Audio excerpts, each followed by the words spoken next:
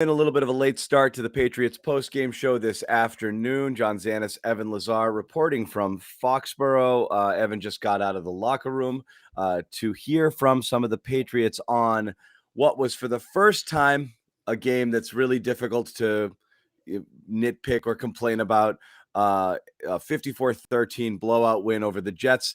And again, this show is going to be filled with caveats and it's going to be filled with disclaimers, but it's the Jets, but the point is, you're supposed, up until this point, they hadn't done this. You had a Jets win where the Jets where Wilson completed more pass to Patriots than he did to Jets that game, and basically just gave it to you.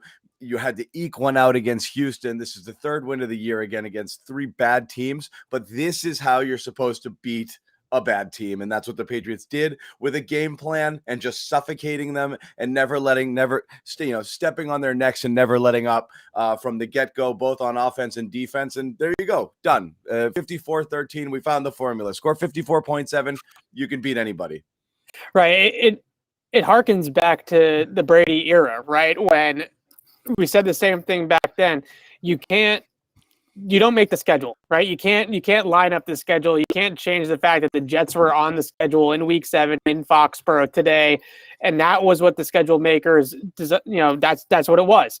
And in the Brady era, we used to judge these games based off of how the Patriots looked as a team, and not necessarily about the individual matchups, and taking a more of a big picture look at it.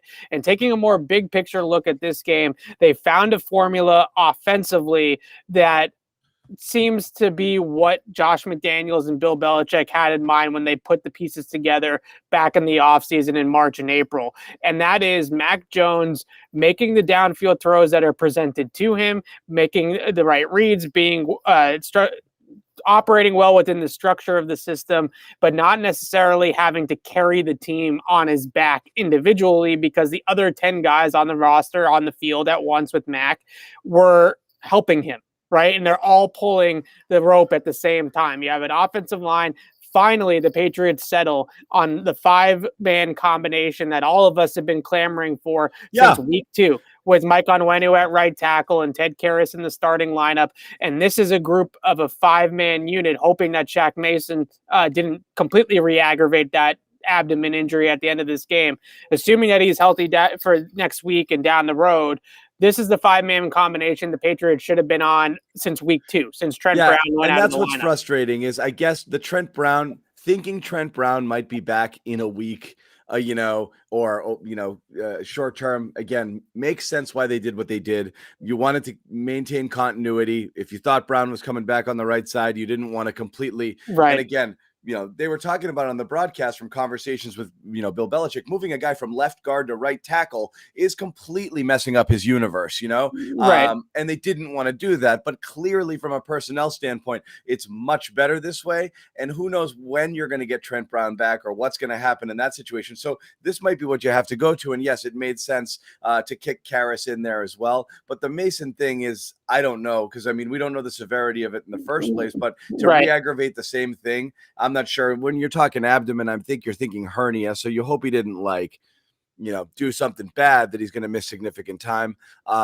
We should note a few injuries worth watching. In addition to Mason, you had McCourty. Hightower obviously missed this game. And who else got? And obviously Jonnu Smith. Well, and Jonnu, and that was sort of got involved early. Right. And so I wanted to get to, let's start with what they started with, which was, trying to figure out how to use their offensive pieces. And it was obvious early. They were going to Jonnu. I think 5 of the first 7 attempts went his way. Right. They worked him on a screen. They're obviously trying to do the thing that you've been clamoring for a while, Evan, which is get him in space, let him run.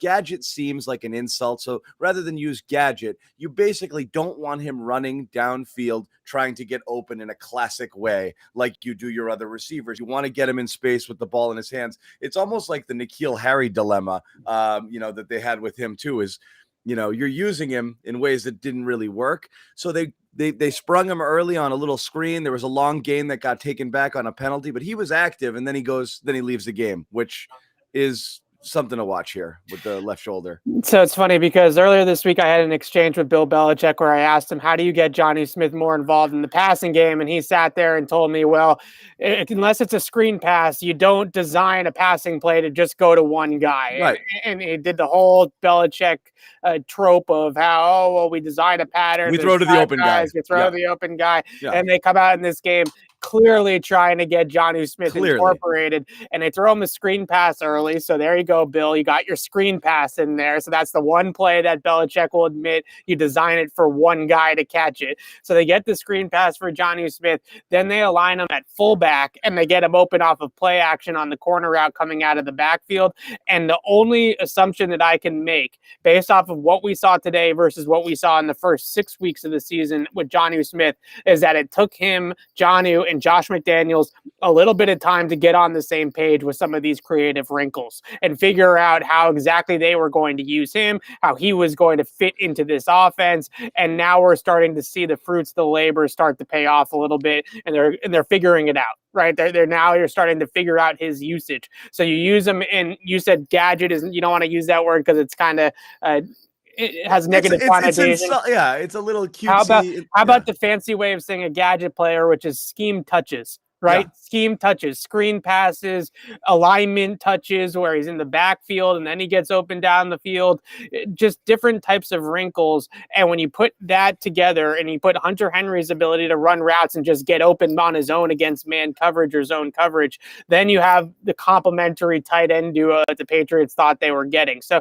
you have the offensive line together, you have the running game together, you have Jonnu Smith and Hunter Henry both making passing plays in the way that they envisioned back in March when they signed these two guys. And the last piece of the puzzle was Mac Jones actually throwing the football down the field aggressively on several occasions. The Jets had to put an extra guy in the box because Patriots were gashing them on the ground with Damian Harris. So they put that safety deep. They had one safety high, and Mac was actually going out there and throwing at the single coverage on the outside, and he finally hits the big one to Kendrick Bolden there in the second half for 46 yards. So an aggressive Mac Jones, a more comfortable Mac Jones in the second time around against the Jets. The tight ends were working. The run game was working. The offensive line stabilized.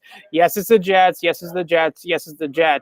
But this is the foundation, right? And this is now the blueprint that the Patriots can use on offense moving forward and stick to this balanced tempo. How to incorporate all these guys, 9 different guys catch a pass from Mac Jones. This is what the Patriots envisioned when they drew this up back in March and April. Sure. And you know what else they did, Evan? Which, again, Bill's not going to give anybody credit, and he's going to say it's just playing football and we're just doing what we do. But they went for it on 4th down. They did. Which was, again, just a thing that you do sometimes because it's worth it. Right. And that's what you're supposed to do, is go for it on 4th down in 4th and short situations when you get to the other side of the 50. And they did. And they got it. And it was, wow, look at that. Super easy to do. So I was happy to see them do that. It was only the 4th time all year. And I think that's still a league low that the Patriots went for it on 4th down, but that was something. Overall, it was so easy too. They get it from the Jets 35-yard line, 4th and 1, and you start to head scratch and think to yourself, where was this? So easy. That could have been done last week at least once, right? So finally, you go for it on 4th down. The aggressiveness, not only from Mac Jones pulling the trigger on some downfield throws here today, and this comes off the heels of last week going 4 for 4 on 20-plus yard throws against Dallas. So we're really starting to see Mac attack with the football or hunt with the football down the field, which is really good to see. It's not just the system, the middle of the field, and get the ball out like Mac was doing earlier in the season. Now he's actually standing in the pocket and attacking and hunting with the football to man coverage outside. That's what he did at Alabama. That's what we're starting to see now at the Patriots and Mac Jones. But it's also the aggressiveness out of Josh McDaniels with the play calling. And I get people are going to scratch their heads about some of the trick plays and say, why empty the holster on the trick plays now, right? Why empty it against the Jets? But I'm not even as concerned about the trick plays as I am of once they crossed over the 50, the Patriots were attacking the end zone. They weren't sitting back and kicking field goals. They were going after touchdowns, and that's why they found the end zone 7 times. Yeah. Yeah, they scored on their first 6 possessions, I believe. And again, that's just being aggressive and keeping your foot on the gas, which I thought was worthwhile. The Jets have an aggressive front, so they definitely kept them off balance, running their screen game early. Brandon Bolden revenge game for all of the naysayers out there, which I'm leading that charge, but I'm certainly not in the minority. There's a lot of people wondering prior to the game, are we doing this again? Ramondre Stevenson was a healthy scratch. What the hell's going on? Bolden goes out there. And again, I think any human being who plays football for a living probably can make the yards that Bolden made on those plays. They were schemed up well. Not trying to take anything away, but they weren't like, these weren't Brandon. I'll say this about the Brandon Bolden yards. When we started this show, we wanted to tackle things that were real and things were about the Jets. The Brandon Bolden receiving yards were about the Jets, right? That's not going those were allowed, not earned. Those are not going to carry over from week to week. I think Brandon Bolden had something like 79 receiving yards in this game. I don't even know if he's going to make 10 things, to be honest with you, because I've got it right here. Six for 79. Yeah, and the touchdown on the screen pass. Those things are not going to carry over. He's not going to have 80 yards receiving next week against the Chargers. But the downfield aggressiveness from Mac, the tight end incorporation with Jonnu Smith, the 5 guys that they found on the offensive line there today that played solid for the Patriots against a decent front. Those are the things that we can really sink our teeth into and say, if they can put that formula together week in and week out, they might not score 54 points, but they're going to be a pretty good offense. Better. Again, you want to see, you're happy to see some of the things you saw here. I think obviously Damian Harris running hard again in the return of a power run game, opening up some holes and really being something, as you said, the Jets had to account for, which opens up other things. When that running game wasn't there either, it's kind of like, well, what do you do? As far as Mac's concerned, what I think was interesting is he looked a little off early in the game. Yeah, he did. Early. He obviously had a terrible, he didn't see, I don't know if that was the safety coming over on a ball that could have easily been picked, potentially even a pick 6 type of play there. That was a really, really, really bad throw, just not reading the coverage right there.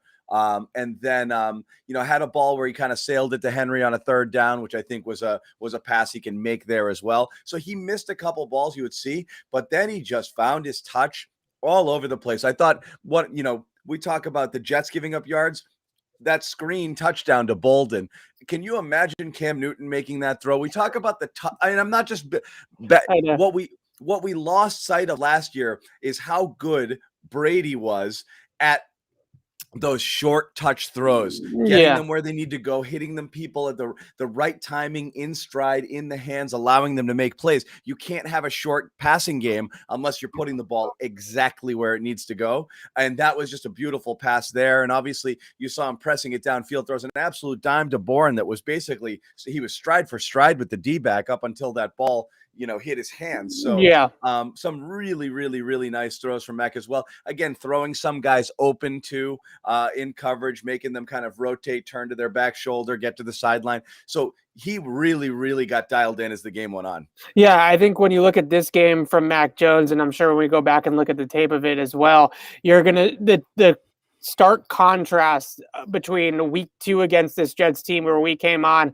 Mac Jones in that week 2 game against the Jets averaged a little bit over 4 yards per attempt in the air, right? A-dot was way down. He was checking the ball down when he had guys open down the field. He wasn't standing in the pocket against pressure. He wasn't aggressive throwing the football down the field. Now we get into the second time around against the same Jets defense for the most part, and you see just a total night and day transformation. And I think that you can look at that when you play a team a second time around like the Patriots just did, and you can see the progress, right? You can see where he was in week 2 versus where he is now. And that is something that I think can barely be looked at moving forward as a positive for Mac Jones, is just the ability to throw the ball down the field and trust his stuff down the field is really starting to improve and come on here the last couple of weeks. And we're not getting so caught up into being a check down Charlie, and we're actually seeing him throw the football down the field and hunt with the football down the field. I think the confidence and the want to hunt with it down the field is almost as important as the completions themselves. Yep. Right? There's the willingness and the desire to want to push it down the field and aggressively attack man coverage is a really, really good sign. And he seemed to be just making a ton of strides from what we saw in this week 2 game down in the Meadowlands, where he really won that game on the back of the defense, intercepting Zach Wilson 4 times, and not so much anything that Mac or the offense did particularly well that day. Yep, no doubt about it. I think also a minor thing, but just worth noting. And again, on the game broadcast, when they see it, they draw attention to it. But, Mac Jones being able to escape the pocket and run and use his legs a couple times to get a critical first down and again, to show some wheels. And again, it's interesting. Mac Jones is not a running quarterback. He's not a running threat. He's not a guy you design runs for, but it is worth noting he's not Tom Brady. He ran a 4.79 at the combine, which is what Patrick Mahomes ran. And you consider Patrick Mahomes to be an athletic quarterback with escapability. I think Mahomes is a superior overall athlete. So It's not comparable there because he's just got more wiggle and shake to him. But straight line speed, Mac can run a little bit. Tom Brady, by contrast, was a 5.28, this is like the difference between Lamar Jackson and Shaq Mason, in terms of straight line speed. So it is actually fairly significant. And he got out and he had a couple of runs there, and he was able to escape in addition to moving around and staying and keeping up in the pocket. So all in all, just a really pro game from Mac Jones. He looked just, there's not a lot you point to outside of maybe a couple of throws, which a lot of quarterbacks miss throws and be like, oh, the rookie, there's just not a lot of rookie in him right now. So the one thing that I think people are going to harp on from this game, and I know people are going to talk about this, is McDaniels emptying the clip offensively. Sure. He put a lot of trick plays on tape today. He put a lot of downfield schemes and throws on tape today. And the one thing that you look at with all of those is that the negative is that teams are going to now see some of these trick plays. But I actually think on a positive light, you start to put all this stuff on tape, and it now becomes a little bit more difficult to prepare for you, right? Because the teams coming in to play the Patriots now, the defensive coordinators getting ready to game plan against the Patriots, you see all these different things that this offense is capable of doing. And the one schematic thing that played out really early on in this game that basically decided the game was that the Jets came out and they played a lot of 2 high shells early on in this game. Pre-snap, they were rotating them into the box. After the snap, and the Patriots were just running the ball right down their throats, and they were effectively running the football. So what the Jets had to adjust to was more of those single high safety coverages with the one safety deep and another guy in the box. And once they made that adjustment, it opened up the passing game. So the Patriots got into that 12 personnel look early before Jonnu got hurt, and they were in that 2 tight end package. And when they had the single high with the 2 tight ends, the Patriots were really effectively throwing the football down the field against that package. So now teams are going to have to ask themselves, what do we run on the back end? And do we play the Patriots with the extra guy in the box to try to take away Damian Harris? Or this is kind of the chess match, right? Now the chess match begins a little bit with this offense. Do we play the 2 high looks to try to get rid of the tight ends, or do we play a single high to try to get rid of Damian Harris? And now the teams are going to have to make that decision. And as long as Mac Jones can make them pay for playing single high like he did today, then it's going to be really difficult to stop them, because they're going to have one thing available to them no matter what you do. Yep. Yeah. And so again, it's super important. And look, what have we said all along? Yes, there's been criticisms all along in terms of, okay, what's going on with the skill position players playing really conservative, blah, blah, blah. But the number one thing that it starts and ends with was always the offensive line.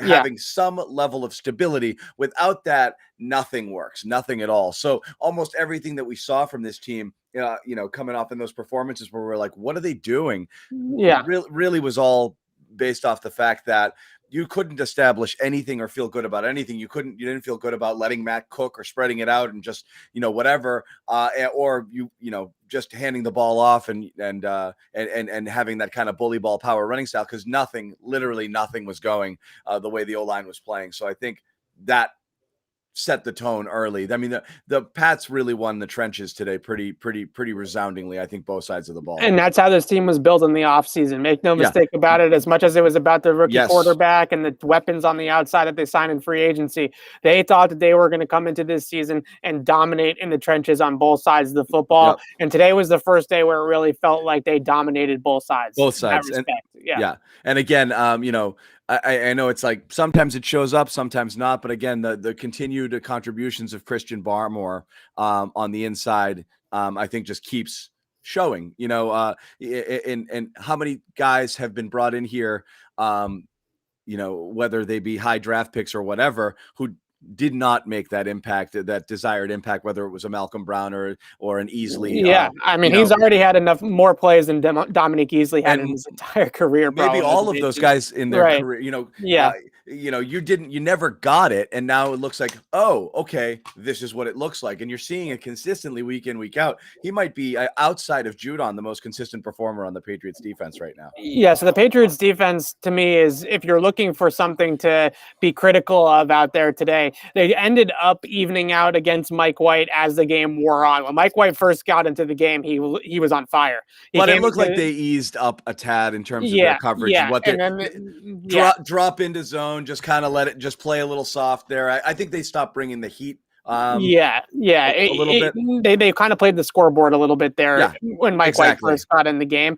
Then it felt like they got a little bit more aggressive, and Juwan Williams actually made some plays in coverage where you said, oh, okay, you know, early on I thought he had a terrible rep in zone coverage, and then later on he started to turn it on a little bit more in man coverage. But I look at this defense, and I look at that outside cornerback spot, and we were talking about outside cornerback depth as a concern all the way back in training camp when we thought Stephon Gilmore was coming back to this team at this time of the year. Now Stephon Gilmore isn't even in the house anymore. He's not walking through the door, and they have a really big void there behind J.C. Jackson, where with Jalen Mills and Juwan Williams as their next two guys up, I don't know if I trust either one of those guys right now down in and down out. I think Mills has the capability to be a starter in this league, and matchups against Chris Godwin and CeeDee Lamb aside, you don't really judge him too harshly when he's going man-to-man with CeeDee Lamb for 4 straight quarters. That's a really tough matchup.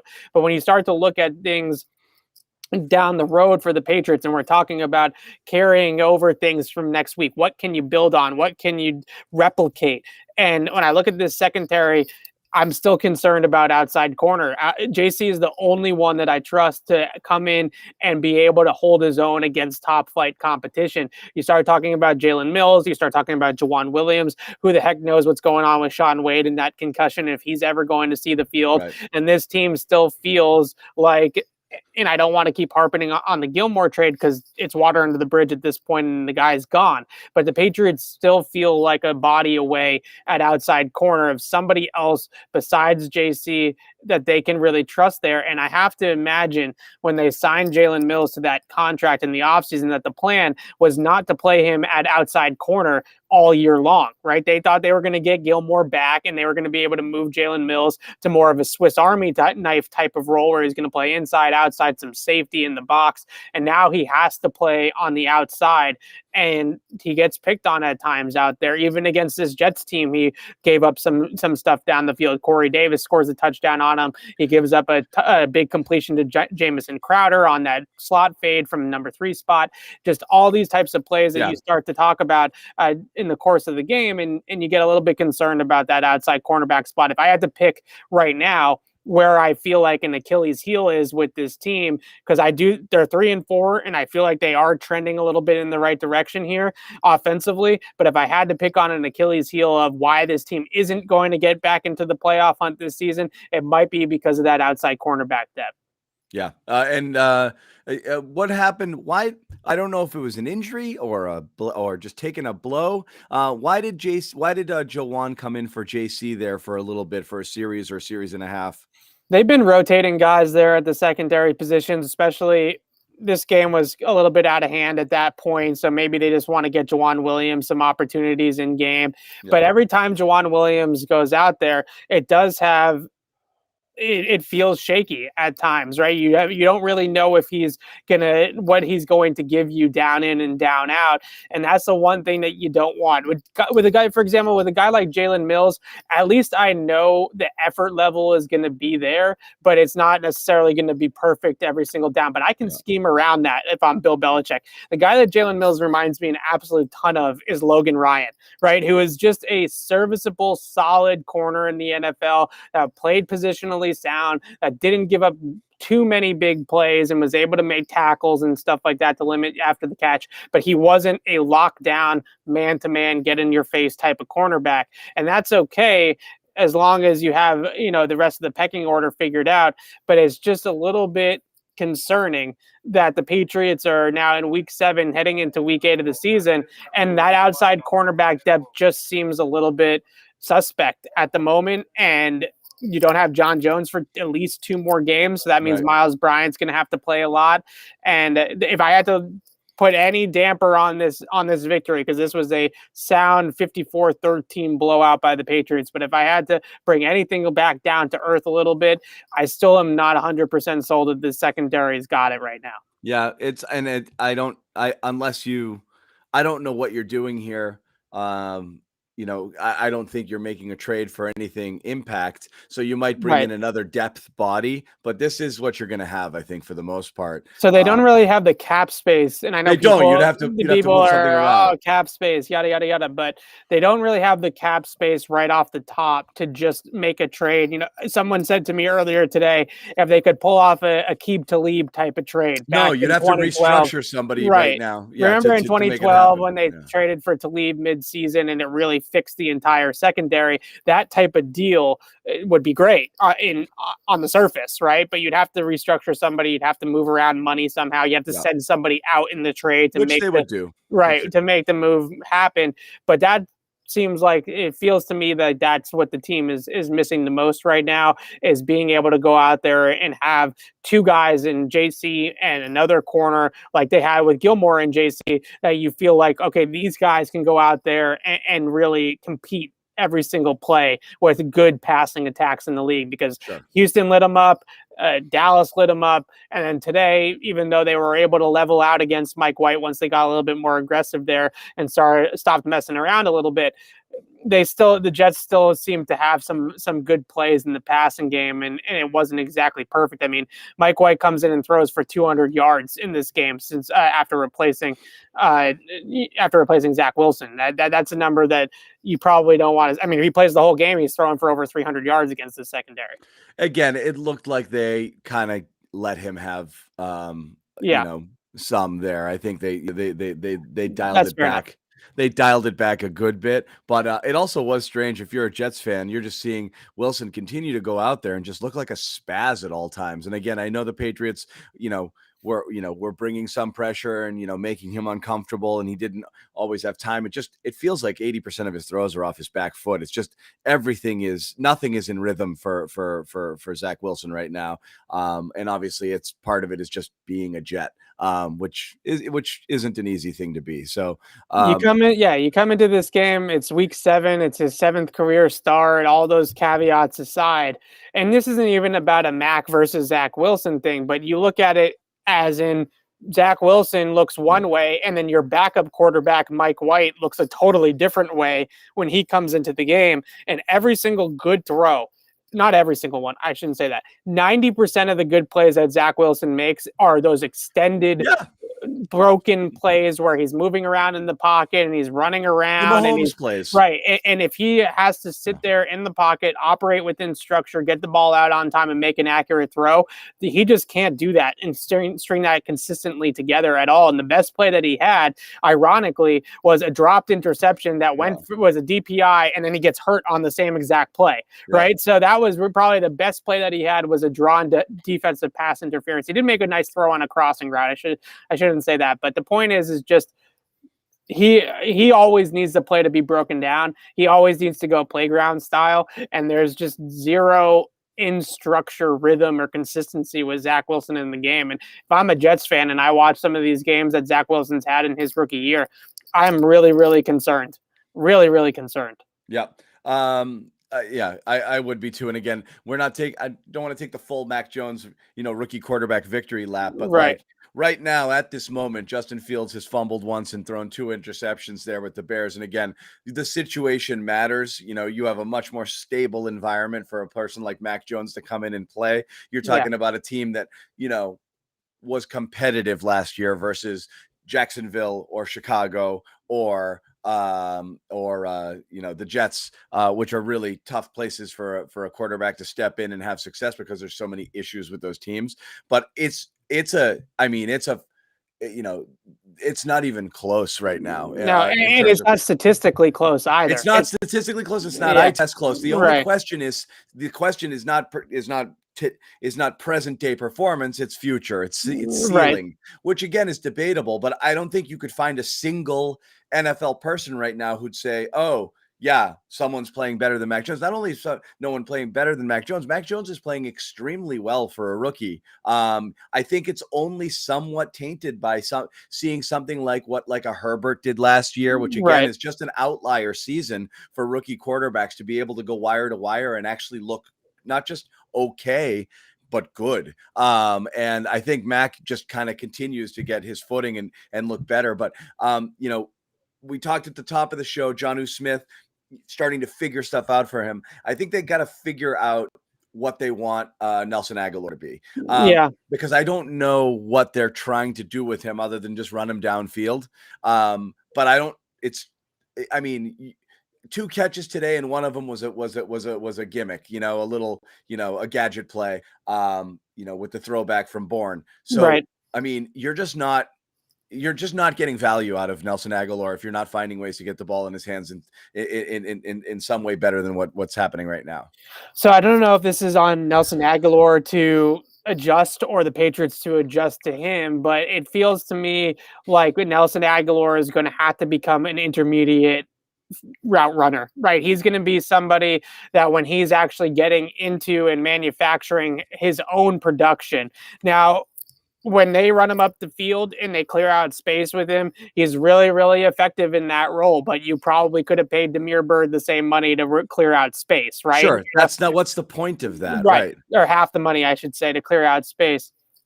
Now, the qualifier here is that if Nelson Agholor can become an effective intermediate route runner, like on the slant pass that we saw him catch off the RPO concept there in the second half, then using his vertical speed to push guys up the field and then cut back underneath the defense off should open it up for him. Pushes. Yeah. Hopefully that can open up some slants, some comebacks, some things over the middle of the field on in-breaking routes. That's how you work that intermediate route tree, is explode off the line of scrimmage, get up the field, get those DBs on their horse to run backwards, open their hips and open up to go up the field, and then break it down, right?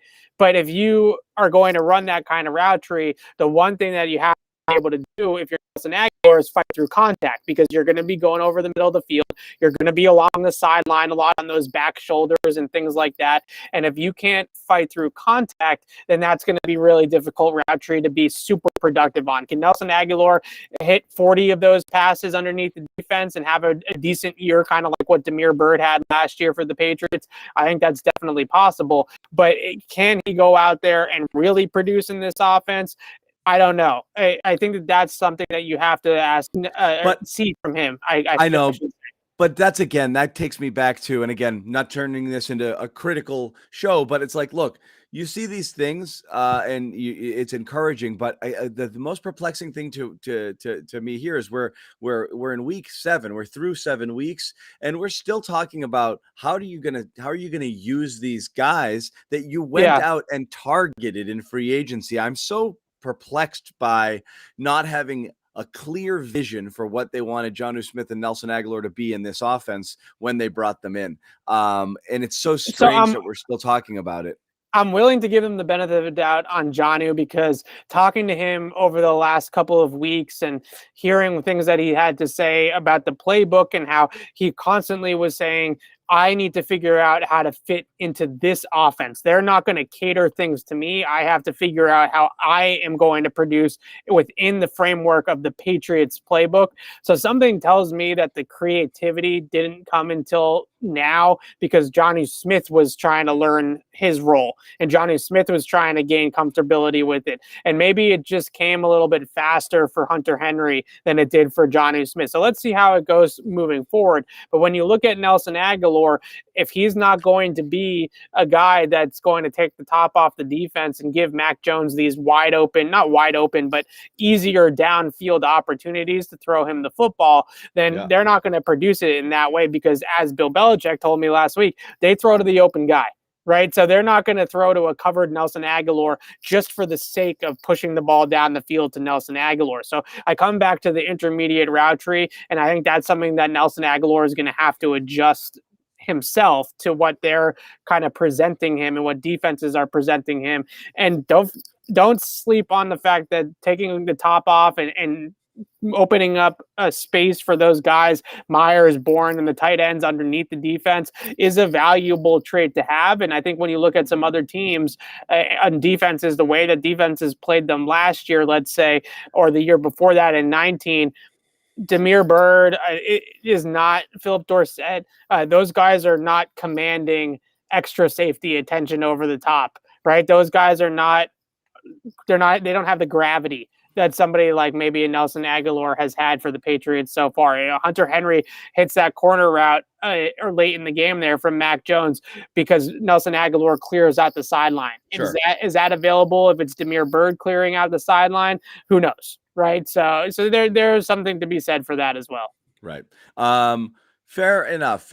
I think, we can go a little bit longer on the Patriots here. I did want to point out, just because it is interesting, some really shocking results, not shocking, but eye-opening results in the AFC.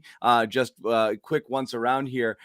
Kansas City absolutely annihilated by Tennessee. This game wasn't close at any point in time. Patrick Mahomes got knocked out of the game. He was terrible before that. They look incredibly out of sorts, offense and defense. And then the Trags hype is real. Okay, what Mike Petraglia has done for these Cincinnati Bengals it's unbelievable. Is unbelievable. The Mike magic, okay, in Cincy.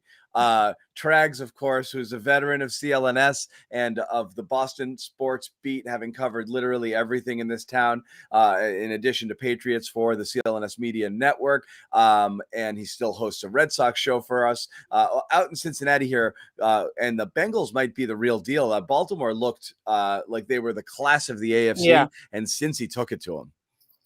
Cincinnati might be the real deal. The Patriots play Tennessee in a few weeks here coming up, I believe, at some point. So look, it's a really interesting AFC right now because you thought one thing about a lot of these teams coming into the year, and right now a lot of teams that are taking a lot of people by surprise, and it's going to be interesting to see how this ends up shaking out in the AFC.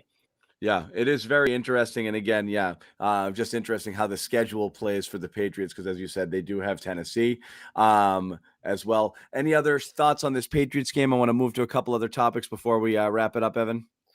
I just think the last thing that I would say about this game in particular, and just looking ahead, I've been on board with the Mac Jones pick since the day they drafted him, but even I think that I might have undersold it a little bit. And then I was on board with it in training camp and thought he should start over Cam Newton. So Patriots press pass in general, whether it's Pat's Beat, this show, wherever, we've been a Mac Jones fan club here, right? For lack of a better word.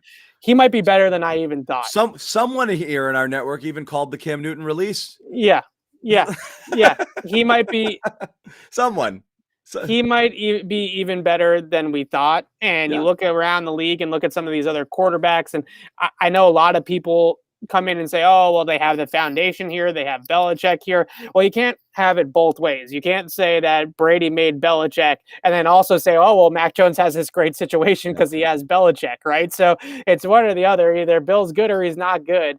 And Mac Jones is really the real deal. And you start to see every single week, unlike some of these other quarterbacks, they don't improve week to week. It's just the same level of mediocrity from Fields and Lance and Wilson all week long, week after week after week. And now you see Mac Jones's arrow just keeps pointing upwards, and every week he adds a little bit more to his bag. And that's something that I think it's just really impressive to see.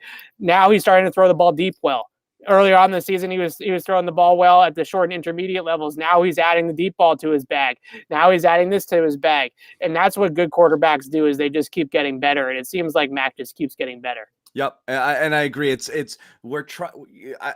think what's funny is there's a little push and pull here. I do think there's still a faction out there that think the Mac hype is too intense and that he's just a little check down game managing sort of quarterback. And I actually lean towards the other side, which is I'm actually as effusive as we are, in our praise of like how he's playing for this and that.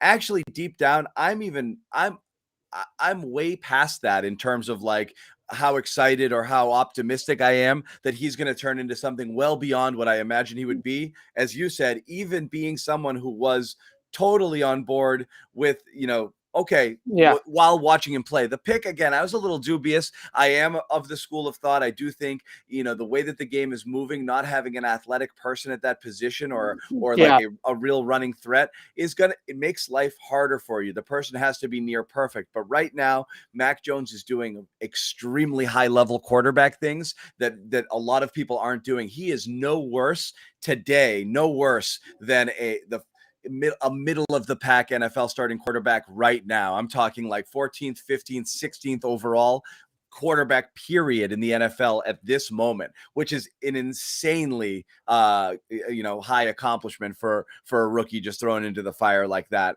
And the fifth rookie taken in this draft. I think it's a really big deal. So I'm very bullish. I'm actually trying to kind of keep it mellow, because what I see, and I'm like, he might have, because you know what it is, that you want to say that he has is the Brady thing that nobody wants to whisper that, because as soon as you start to say it, you feel dumb because you don't want to make comparisons to the greatest player who's ever played the sport. But you're seeing things and you're like, he's got like a lot of it, and he's got moxie, and he stands in the pocket and throws the ball down the field. He's got the quick read thing. He's got the quick trigger finger. He's got the accuracy down the field. And I don't know if you ask the Jets evaluators and you ask the Niners evaluators, everybody's taking Trevor Lawrence number one overall like Jacksonville did. That's no question about that. You ask these other teams, the Bears, if they would have taken Mac Jones, I think that right now they would probably stick to, 3 years from now, let's revisit this conversation and see where everybody is at, right? Because maybe those guys take a little bit longer to develop, but in 3 years it becomes a better product or a more explosive product or a higher ceiling than what the Patriots have with Mac Jones. But right now, it feels like Mac Jones is the only one of that group, the Wilson, Lance, Fields group, that looks like a legitimate long-term starting quarterback in the league. Those other guys could boom eventually, right? One of those guys could have it click, and they might get into the right situation with the playmakers and the coaching and all that kind of stuff. But none of them look like we have our guy. And the Patriots look like they have their guy. And that's the thing, is there are a lot of guys taken, and within a year or two, you're like, we didn't get that guy. I mean, I know Tua ended up being okay today, but I think Miami has realized they don't have that guy, and they took their quarterback last year. The Carolina benched Sam Darnold today. They've given up on him already after the Jets already have. Those guys, you draft them a couple of years later, you determine if you've got the guy or not. There's one thing that's a fact. 5 quarterbacks taken in the first round, all of them are not going to be the guy. So there's a couple guys who absolutely were certain we got our guy, and that guy's going to be out of football or bouncing around in a couple of years. And that's just how the game goes. And you're lucky if you get your guy. And so I do think, Patriots fans spoiled a little bit because you don't want your guy, you want Brady. But if you got your Matt Ryan, this is all of it, like if the ceiling is Matt Ryan, that's a win. Does it get you to a Super Bowl? I don't know. It got Matt Ryan an MVP. It got him to a Super Bowl or two. Could it be higher than that? I have no idea. But I don't know what his max ceiling is anymore either. I don't know the ceiling. I was one of those people that capped it when they drafted him. I thought he was going to be a Derek Carr, Kirk Cousins, and that tier quarterback. Yeah, Ryan would be a dream, right? And a floor was Garoppolo. I thought, right. I don't know if they're going to put the pieces around him for him to have an MVP season like Matt Ryan did in terms of the production and the numbers. But his ceiling, there is no ceiling anymore to me for Mac Jones because he has already surpassed where I thought he was going to be in terms of ceiling in a lot of ways, from just not talking about the long-term production, but just the things that I've seen and the glimpses that I've seen, his arm strength, his mobility, his out of structure playmaking, his in structure playmaking, all of it is just a lot better than what even I was anticipating. And his ceiling, I'm not capping the guy anymore. I think that this guy's capable of doing a lot. What he needs more than anything else, I think, is, and you'll see in the next year or two, he needs to get on an NFL training program, weight program. Yeah, I asked him about that last week, and I was like, he said, it's night and day compared to college, what they have me doing here in terms of nutrition and weightlifting and all that kind of stuff. He needs to get his body right, and he's the type of person who will. So, like, what's funny is you see dad bod Mac Jones. Next year, you're going to see Mac Jones, and he's going to look different because he's going to put in the work. He's that kind of guy. But with that is also going to come the ability to drill the ball downfield and then certainly out to the sidelines with a little bit more authority, which I think is the one area right now you're a little worried with some floaters where he's kind of trying to throw it outside the numbers. That's going to come. Tom Brady's arm strength came a little bit later as well, where he was really able to drill the ball into places. He wasn't a rifle-armed quarterback coming out, but he got his body right. He got his mechanics right, and he was able to start really drilling the ball into spaces where he needed to. That's the next evolution of Mac's game, because right now he is he's doing it. And he does not have an NFL ready body yet, which is also amazing, the amount of punishment he's taken. So again, check marks in so many columns right now for Mac. Yeah. We're going to have, we'll backslide a little bit too, but so far, again, I think as good or better than anybody could have possibly hoped. Do want to mention a couple things before we wrap, as always. If you don't already subscribe, please, what do they say? What do the kids say? Mash the subscribe button. What are you supposed to do to it? Yeah, you can mash it. Mash it, hit it, punch it. Please give us a subscribe. Turn on notifications. You get notified when we go live. It's going to be post game, which is coming, and obviously a couple of Patriots beats every week. We have a lot of other stuff on the network as well. Greg Bedard Patriots podcast, which is great. Evan and Alex with Patriots beat multiple times a week. So you're going to get episodes there, but all that good content is there in addition to interviews and all of Evan's live reporting, film breakdown, really good film breakdown coming on Tuesday once he gets a chance to look at the tape, and that's where you're going to get it. So subscribe. Couple other programming notes, if you will indulge me. Red Sox season is over, but our Red Sox YouTube channel really picked up some slack here, something we launched recently. We do have a lot of content there. We will have a lot of off-season content there as well, and a lot of new stuff coming in terms of Red Sox programming. And also Mike Petralia, who is the Cincinnati Bengals beat reporter, also still does Red Sox beat. And you're going to see Alex Barth, who I know many of you are fans of, popping onto his podcast there to talk Sox from time to time. But please subscribe there. We're this close to 1,000. We're really just wanted to hit it. As soon as we can, and we're just a couple away, so hit that for sure. Also tonight, check out our Celtics post-game show. The Celtics are playing sans Jaylen Brown, and I don't even want to talk about that, Evan. I'm opting out of tonight's show. I'm so apoplectic over how this season has started. I might be opting out of my season tickets soon. I